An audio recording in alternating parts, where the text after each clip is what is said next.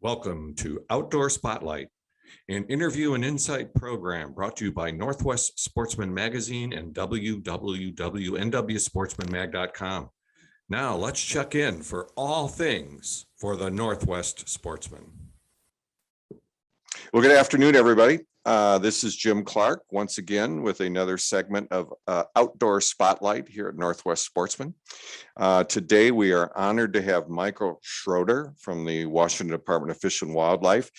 Michael received his Bachelor of Science degree from Texas A&M, Master of Science degree with the University Research for Spruce Grouse, and a Doctor of Philosophy from Colorado State University. Great research on prairie chickens and a wildlife biologist who pursued research and management of grouse since 1981. He joined the Washington Department of Fish and Wildlife in 1992 and has continued to focus most of his activities on the biology and management of grouse. Welcome, Michael. How are you? Very good. Thank you. It's great to be here.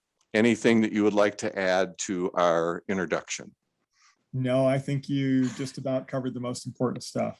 Okay, so let's get right into it. So we're talking today really about small game, and specifically when we look at this species of forest grouse in Washington, why is this important to us? First of all, we have 4 species of forest grouse, and with the rough grouse, spruce grouse, sooty, and dusky grouse, and it's interesting to kind of get a lay of the land with those species because the situation's changed a bit over the years. Sooty and dusky grouse were originally named those species, but then they were combined as a blue grouse. And so hunters a lot of times get confused about what we're talking about. So I wanted to clear that a little bit first. Okay. When it comes to grouse, what makes them so fascinating for people who live in Washington, and to a certain degree, everyone who lives in this country, is there's a long history of interest in grouse that goes back to the way the Native Americans used to use them as a important food source. Even Lewis and Clark were hunting grouse in the state of Washington, but they were an important source of food for them and also very interesting species for them to pay attention to. So we have a long history, a long tradition. They're an important part of our hunting culture, as well as an important part of our birdwatching culture. They're just really fundamental to the way of life in the West. So how does the WDFW manage forest grouse specifically? So what we do in Washington is we focus on 3 general areas: the season length, bag limits or possession limits, and methods of take, to kind of focus on something that people can understand really simply. Bag limit is an example of that. For many years, the bag limit for forest grouse, and that's all those species lumped together, was 3 birds. And that meant that you could go out and you could harvest 3 birds in a day. The bag limit was 3 birds for many years. And what happened several years ago is that the bag limit was changed from 3 to 4 after, like I said, many years of thought. That 4 bird bag limit was changed a few years ago so that it wouldn't just be a straight 4 bird bag limit, but it could be 3 birds of any of the 4 grouse species, with the exception that the blue grouse were lumped sooty and dusky grouse. And the 4th species, or the 4th bird that you shot, would have to be a different species. So it was a modified 4 bird bag limit. So and that just gives you an example of how one attribute of the forest grouse season could be changed. And then that, in terms of management, then as I understand it, why did the forest grouse season dates change then? So like the second thing I mentioned, of course, was the season length. Now, season length tends to be a little bit trickier, and hunters will know this because almost every species they hunt has a different season start and often season endings. And the grouse are probably one of the few groups of species where we've been relatively consistent. The season has started on September 1 since 1973, which is pretty unusual. And so of all the species we harvest, whether it's fish or wildlife, there's hardly a group of species that has a simpler season than grouse. So the question would be, after all that time, it's been, almost 50 years, why change the season start now? Well, there's a lot of research that has gone into this, and whether it's checking hunters at check stations, collecting wings at wing barrels, questionnaires to hunters, doing transects, or actually going out and doing breeding bird surveys. There's when you take a look at all this data, there's some pretty good indications that populations have declined on some of these key species. And not only that, the behavioral work that's been done on grouse has shown that brood breakup for the forest grouse usually happens in the middle of September or sometime around that period, meaning that the females are with chicks until the middle of September. And because of that, these females, especially these brood hens, are particularly susceptible. And to be honest with you, there's been interest in changing the season for many years. Okay. It's just that it's hard to do when it's such an important part of the tradition. And when you're talking a 50-year-old tradition, the longer it goes, the harder it is to change. But the data supports it, and in fact, the data has supported it for quite a few years. It's just that we finally got the willpower to make a change that, and frankly, is overdue. It's interesting because that Labor Day weekend, there's a lot of states here on the West Coast, specifically that the traditional dove opener has always been around that Labor Day time period as well. And so your research kind of backs up, why the forest grouse with the breakup of the brood there is important to kind of recognize that. So obviously based on research, which is a good thing. And how do the regulations here in Washington on forest grouse compare to other upland birds? So you can kind of get a sense of how different this is, and maybe kind of question why we were treating grouse so specially, because a lot of the other species, like you mentioned, chukar, gray partridge, California quail, ring-necked pheasant, if you look at Eastern Washington, for example, all of those seasons start in October and end in January. And one of the reasons is we don't want to harvest these birds when they're still together with broods. Basically, we want to give them a chance to get through that breeding season, have a chance to disperse in the habitat, and in the long term provide better opportunity for hunters. I know it sounds counterintuitive, especially for hunters who have this deep-seated tradition of going out on Labor Day, that they would lose the Labor Day grouse season, but there's something that's not fair play in a sense for harvesting birds that are still in intact broods, especially when in some cases they're really too young to be able to escape or even make a reasonable chase out of it. So they don't really fit the idea of fair chase at that stage. And I think that if most hunters could see the type of data we've been able to see over the years, they would support this. If you look at the data, we've got thousands and thousands of birds that have been examined at check stations and with the aid of wing barrels. And the vast majority of the birds that are harvested are chicks. So that's not too surprising. That's the same with most wildlife species. Wow. But what makes it more amazing with the grouse situation is that if you look at just the breeding age birds, that other third of the birds that are harvested, the majority of them, roughly 60% in a good chunk of Washington, are females.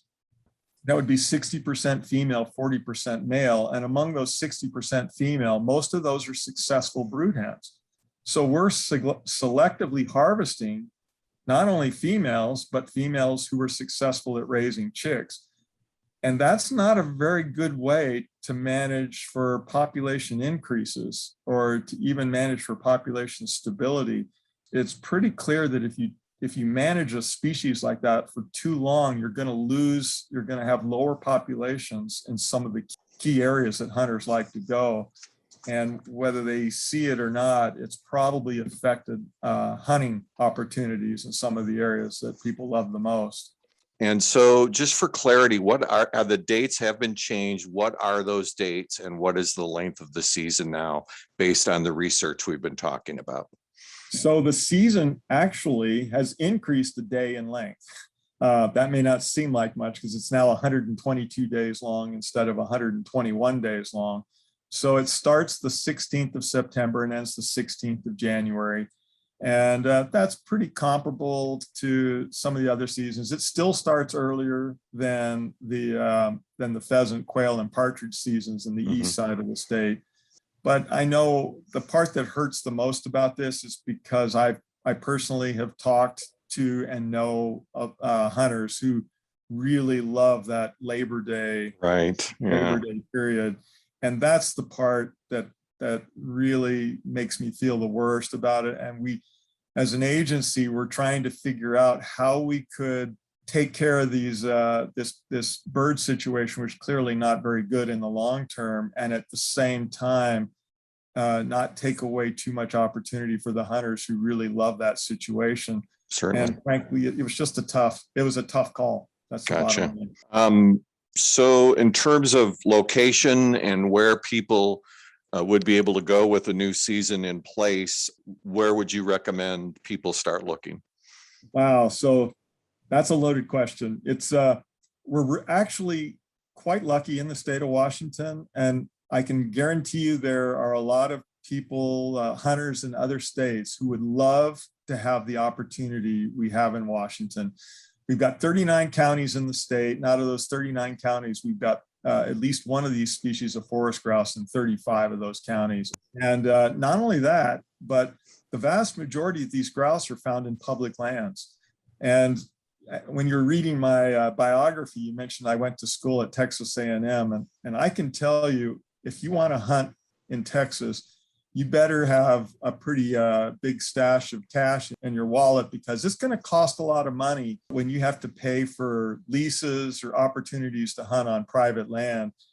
We're really lucky in the state of Washington. If you're a hunter, you've got 122-day long season to hunt 4 species of grouse, 35 counties, most of which is public land where these birds are found. You're not going to have many opportunities that are that rich. That's great. Boy, that is interesting. And I can see, that hunters out there need to recognize, what the research backs up. And you mentioned the research. I just want to ask you, if someone really wanted to delve into that, how would they look at that, and where would they find it? As an agency, we put out pretty regular reports dealing with this, and those are publicly available. We also do reports to the commission on a periodic basis, and those are opportunities for the public to address them as well. And there's actually I wouldn't say it's simple, but we do have a season setting process that's basically 6 years for a game management plan, and every 3 years to set seasons. So we set seasons for 3 years at a time, roughly, with opportunities to modify those seasons on an annual basis. And there are opportunities for the public to get involved in the process at every stage of that. None of the data that we collect is secret. Matter of fact, we really depend on the hunters to provide data. What we want to do, though, is to make sure that the hunters realize that this is really a two-way street, that we're not doing this because we're trying to take away opportunities. We're looking at this as a way to improve grouse populations so that hunters actually have more opportunities in the long term. It may seem a little painful at first when you lose an important Labor Day opportunity, but in the grand scheme of things, we're hoping that a little more protection for these brood hens will produce more chicks in the long term, and more chicks will equate to greater opportunity.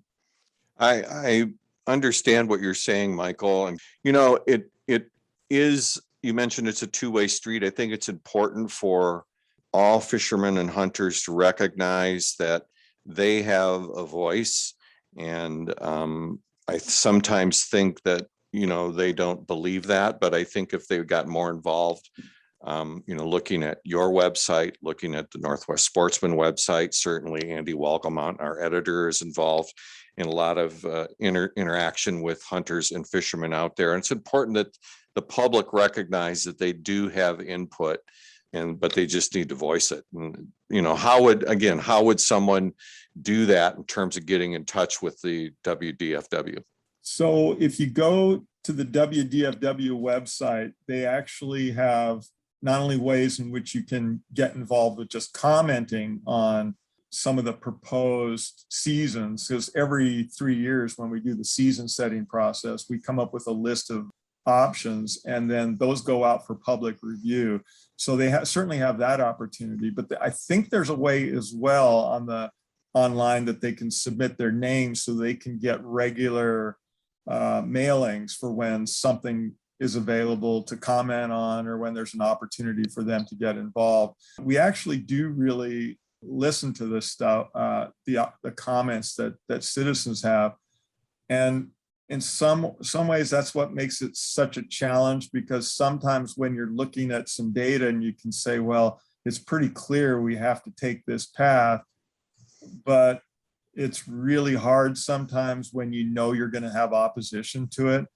But it's, you know, it really does help in the long term to have the involvement, because you have to know how people think about this stuff. And frankly, we learn a lot by talking to these users, not only finding out like what it is that's working right, what it is that's working wrong.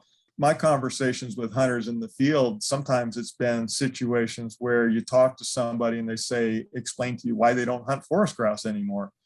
And the reality is the number of people who are hunting forest grouse has declined substantially over the years.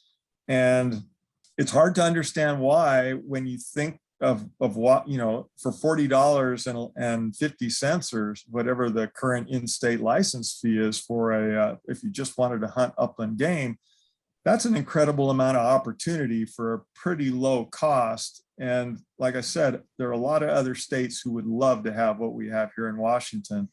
And it's nice to at least get a sense of why hunters may think they're not getting a fair shake, and opportunity to exchange viewpoints.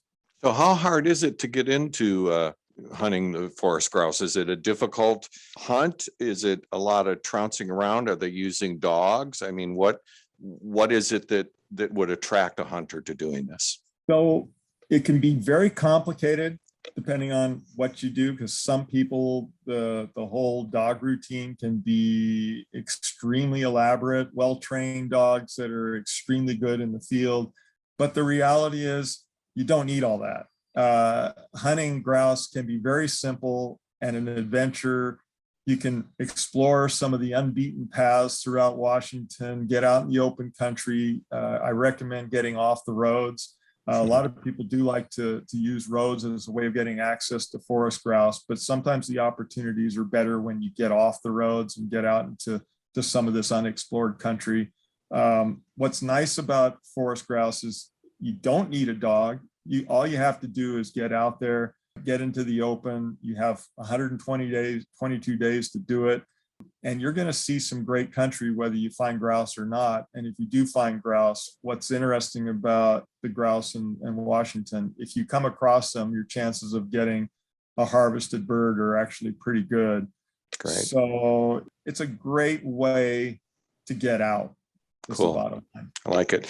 Michael, thank you very, very much. Again, Michael Schroeder with the Washington Department of Fish and Wildlife. And we want to thank you for joining us today on Outdoor Spotlight. And we hope to talk to you again real soon. Thank you. It was great and I enjoyed it. All right. Thank you very much.